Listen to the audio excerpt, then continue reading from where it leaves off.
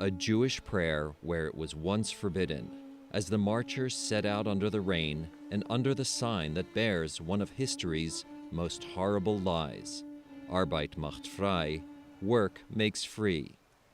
The March of the Living takes place on Yom HaShoah, Holocaust Remembrance Day in Israel, and it has been held every year since 1988.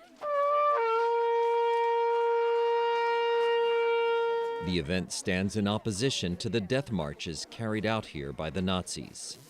Branko Lustig, who produced the movie Schindler's List, was on one of them. He says he couldn't have imagined this day. Never. You know, when I was here in the camp, I was just thinking how to survive one more minute. More than 1 million people, mostly Jews, were sent to their deaths in gas chambers like this one, though some were forced to live in conditions that few survived. Fanny Gal toured the camp just before the march. So nations, I can't forget this. It can never happen again. There were many participants from Hungary, which accounts for 1/3 of the Jews who died here.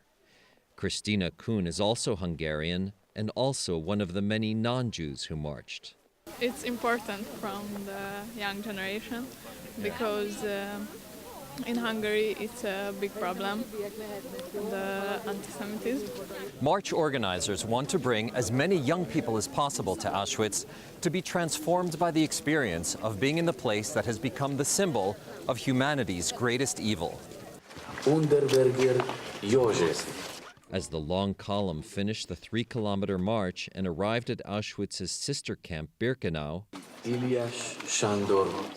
victims' names echoed from the loudspeakers.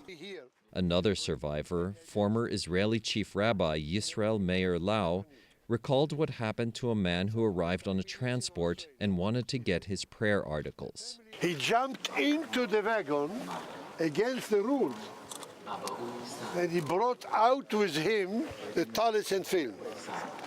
They were beating him to death on the spot. On this spot now, putting on these tefillin is a mitzvah, a good deed. March organizer David Machlis says never again doesn't mean terrible things won't recur. My interpretation of never again is never again we should be indifferent. And he hopes that each of the 150,000 people who have been on this march will have learned the dangers of indifference. Jerome Socolovsky, VOA News, Auschwitz.